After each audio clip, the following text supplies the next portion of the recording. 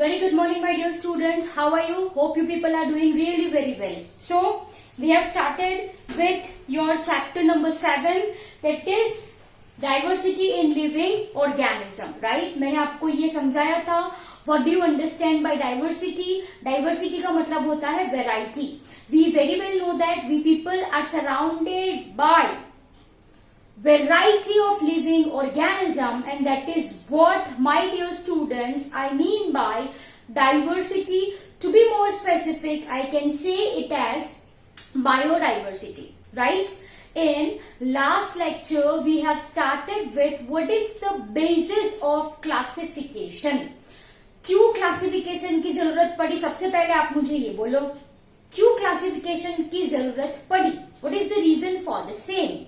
The reason is very simple, that we cannot understand each and every living organism. हम एक एक organism को पकड़ के पढ़ नहीं सकते, right? तो हमने क्या किया? Organisms को depending on characteristic, yes, very much important, depending on characteristic, हमने organisms के अलग अलग ग्रुप बनाए, अलग अलग क्लासेस बनाए, and that is what I mean by classification. So dear students, what is the base of classification? बोलो आप, what is the base of classification? मैंने आपको लास्ट लेक्चर में पढ़ाया था. What is the base of classification? Yes, the base of classification is characteristic. The base of classification is characteristic. वो example था आपके टेक्स्ट बुक में, कंस्ट्रक्शन ऑफ स्टोन वॉल. आपको पत्थर की दीवार खड़ी करनी है. पत्थर सारे के सारे अलग शेप के हैं, अलग साइज के हैं, और आपको बोला है कि you people have to build stone wall. तो what you are going to do? You are going to build it, right? तो सबसे बेस पे जो आप पत्थर, जो आप स्टोन्स रखने वाले हो बच्चों, that determines the shape and structure of next layer. वो डिटरमाइन करेगा थर्ड लेयर की, थर्ड डिटरमाइन करेगा फोर्थ लेयर की. Am I clear? यस और नो? यस. सो बच्चों, जैसे मैंने बोला आपको, जो क्लासिफिकेशन का जो बेस है, जो पिलर है क्लासिफिकेशन का, वो क्या है? कैरेक्टरिस्टिक है. वो क्या है? Characteristic. Now if we are focusing on this characteristic, ठीक है, तो here I want to give some examples that what point, कौन कौन से पॉइंट पे हम फोकस करते हैं ऑर्गेनिज्म को क्लासिफाई करने के लिए. Are you people getting my point? मैंने आपको बोला कि भाई ऑर्गेनिज्म को क्लासिफाई किया बेस्ड ऑन कैरेक्टरिस्टिक. अब क्वेश्चन मार्क कि भाई कैरेक्टरिस्टिक कौन सी? तो that is what I am going to explain you in this lecture. ठीक है, कौन सी characteristic we people are actually focusing on if we want to classify the organism. Okay, so सबसे पहली जो कैरेक्टरिस्टिक है वो है nucleus. Are you people getting my point? सबसे पहली कैरेक्टरिस्टिक है बच्चों, वो क्या है? न्यूक्लियस है. Now you very well know that nucleus क्या है? Nucleus contains genetic material. शायद आपको पता हो, nucleic acid you people have understood in chapter cell, right? तो न्यूक्लियस के अंदर बच्चों प्रेजेंट होता है nucleic acid, that is DNA and RNA, है ना? Yes, we very well know that. And ये डीएनए की वजह से ही तो हम हमारे मम्मी पापा जैसे दिखते हैं. यस और नो? मतलब we look like baby of human, we don't look like baby of monkeys. Are you people getting my point? Our body design, हमारी जो बॉडी डिजाइन है वो हमारे मम्मी पापा से मिलती है, not with that of monkeys or any other animal. क्या है इसके पीछे? कौन है रिस्पॉन्सिबल? इसके पीछे है DNA, which is present inside nucleus. Okay, that apart, यहां पे आ जाओ। If I am talking about nucleus, right, तो देखो बच्चों, ऑर्गेनिजम्स जो है, here I want to write, organisms जो है उसको हमने दो कैटेगरी में डिवाइड किया है, on the basis of well defined nucleus और नॉट, ठीक है, and that is prokaryotic organism, I am not writing organism, you have to write, and eukaryotic organism. Are you people getting my point? Prokaryotic organism मानी क्या? Pro का मतलब होता है बच्चों प्रिमिटिव, एंड कैरियोटिक, कैरियन का मतलब होता है न्यूक्लियस। तो प्रोकैरियोटिक ऑर्गेनिजम्स कैसे ऑर्गेनिजम्स है? The organisms who do not have, जिनके पास वेल डेवलप्ड न्यूक्लियस नहीं होता, organism who do not have well developed nucleus. बच्चों आपने न्यूक्लियस पढ़ा, न्यूक्लियस के आजू बाजू होती है न्यूक्लियर मेम्ब्रेन, यस और no? Yes. This nuclear membrane prokaryotic organisms में नहीं होती। Nuclear membrane, here I am writing NM, rather I should write full form, okay. Nuclear membrane in case of prokaryotic organism is absent, and thus मैंने क्या लिखा है यहाँ पे बच्चों? They do not have well developed nucleus. So these organisms are called as prokaryotic organism. Okay. In comparison to this, what do you understand by eukaryotic one? चलो आप ही बोलो. The organisms, yes, who have well developed. You people have to write the same in your regular notebooks, ठीक है? Who do not have, sorry, who have well developed nucleus. मतलब यहाँ पे nuclear membrane क्या होगी? प्रेजेंट होगी। Nuclear membrane होगी present. Am I clear? So I hope you people are getting this point really very well. तो सबसे पहले द बेस ऑफ क्लासिफिकेशन, कौन सी कैरेक्टरिस्टिक है? न्यूक्लियस। वेल डेवलप्ड न्यूक्लियस है यूकैरियोटिक, वेल डेवलप्ड न्यूक्लियस नहीं है प्रोकैरियोटिक। एग्जाम्पल आप सबको पता है, प्रोकैरियोटिक आर अवर बैक्टीरियाज, है ना? If I am talking about eukaryotic तो प्लांट्स है, फिर हम एनिमल्स है। Am I clear? यस। तो सबसे पहला जो मैंने आपको बोला वो क्या है? Nucleus. Prokaryotic organisms, eukaryotic organisms depending on well developed nucleus और not. Am I clear? So दोनों ऑर्गेनिजम्स जो है उनका जो बायोकेमिकल पाथवे है वो कैसा होगा बच्चों? डिफरेंट होगा। Am I clear? सिंपल सी बात है।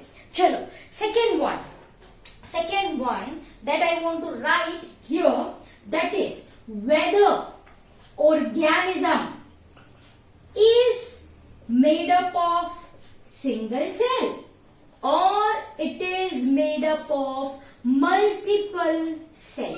अब बहुत सिंपल है, who is having single cell are called as unicellular organism, जैसे कि amoeba, we very well know that. Multiple cells, एक से ज्यादा सेल है तो we are saying it as an multicellular organisms. Are you people getting my point? Multicellular organisms, जहां पे जो ग्रुप ऑफ सेल्स है, right? The group of cells, आपने टिश्यू भी पढ़ा, the group of cell is called as tissue which performs specific function, मतलब जो multicellular organisms है, in multicellular organism there is division of labor, है ना? काम आपस में टिश्यूज बांट लेते हैं। जैसे कि मेरे में हार्ट है वो पंपिंग का काम करेगा, मेरे में जो किडनी है वो एक्सक्रीशन का काम करेगी। Are you people getting my point? Yes, मेरे में जो आईज है वो क्या, इट्स फॉर सीइंग, साइट का काम करेगी। ईयर है, राइट, मतलब अंदर तो सेल ही है, यस, तो उनका क्या काम होगा, to here. Are you people getting my point? Yes. So dear students, organism single celled or unicellular जैसे कि अमीबा, मल्टीपल सेल्स जो having are called as multicellular organisms who exhibits division of labour, मतलब काम आसान हो जाता है in multicellular organism though it is complex one. Am I clear?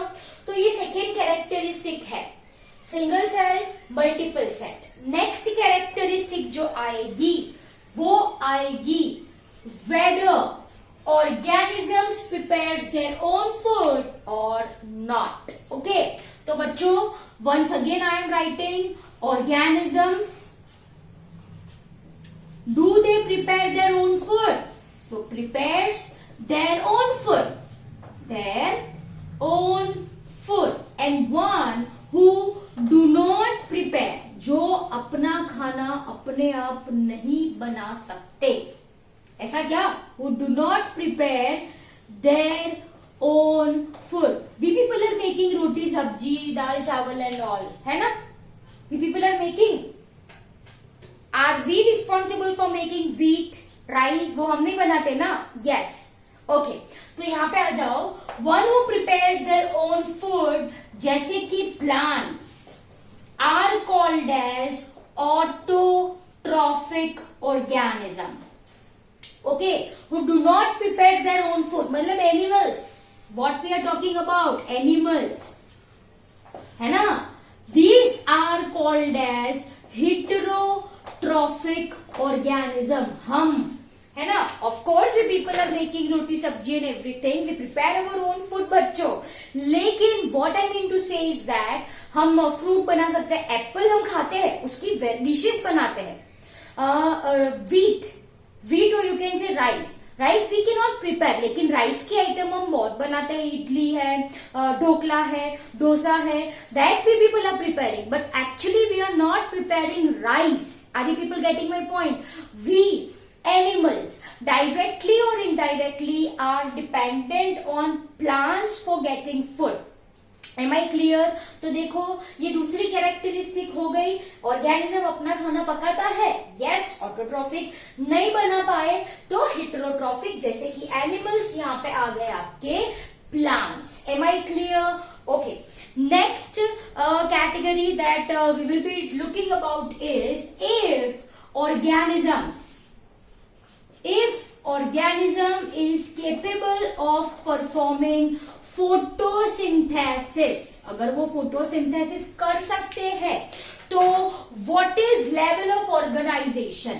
तो what is level of organization? Are you people getting my point? Level of organization हो गई आपकी next characteristic। नहीं समझ में आया? लेवल ऑफ ऑर्गेनाइजेशन मानी क्या? आपने सुना होगा, सेल्स है, सेल्स मिलके क्या बने? टिश्यू, टिश्यू मिलके क्या बने? ऑर्गन, ऑर्गन मिलके क्या बने? ऑर्गन सिस्टम, ऑर्गन सिस्टम मिलके क्या बने? ऑर्गेनिज्म। इसको बोला जाता है लेवल ऑफ ऑर्गेनाइजेशन। सेल्स इकट्ठे होकर टिश्यू बनाया, टिश्यू ने क्या बनाई? ऑर्गन, ऑर्गन, ऑर्गन सिस्टम जैसे कि digestive system, circulatory system, excretory system, reproductive system, ऐसे करके पूरा ऑर्गेनिज्म रेडी हो गया। इसको कहा जाता है level of organisation. Am I clear? I hope you got this point really very well. Okay, चलो, मैंने यहां पे बोला organism who performs photosynthesis, photosynthesis तो प्लांट्स ही है, सिंपल सी बात है, प्लांट्स ही है। चलो, at one point I am keeping algae, algae आप सबको पता है जिसको आप लील बोलते हो, right? At another point, say for example I am keeping mango tree. ना आप सोच के मुझे बताओ कहाँ आल्गी, कहाँ mango tree? These are organisms who perform photosynthesis. लेकिन इनकी जो बॉडी डिजाइन है, इनकी ये दोनों की जो बॉडी डिजाइन है, क्या वो सेम है? Is this same? Of course, no. This is what I mean by level of organization which forms the basis of classification. ठीक है? So I hope you got this point too. If I am talking about animals, if I am talking about animals, ठीक है? तो बच्चों, if animals I am talking about, then you see varieties of animals surrounding you people.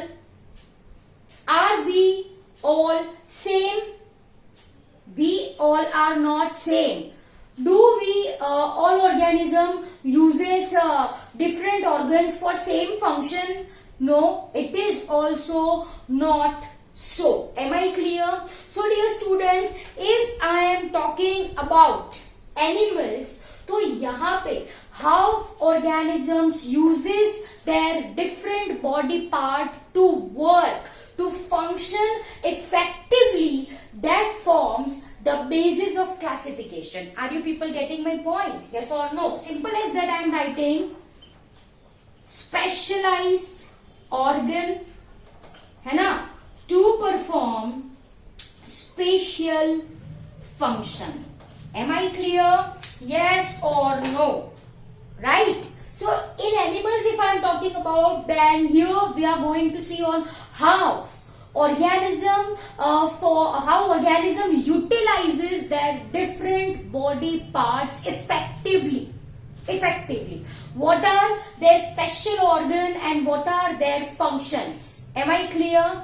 So dear students, this is base of classification. This is what I mean by base of classification. कौन सी characteristic that we people are looking for? Organism prokaryotic है, eukaryotic है, organism unicellular है, multicellular है, organism autotrophic है, heterotrophic है. अगर autotrophic है मतलब फोटोसिंथेसिस कर पाता है, तो उन सब में बॉडी डिजाइन में क्या चेंजेस है?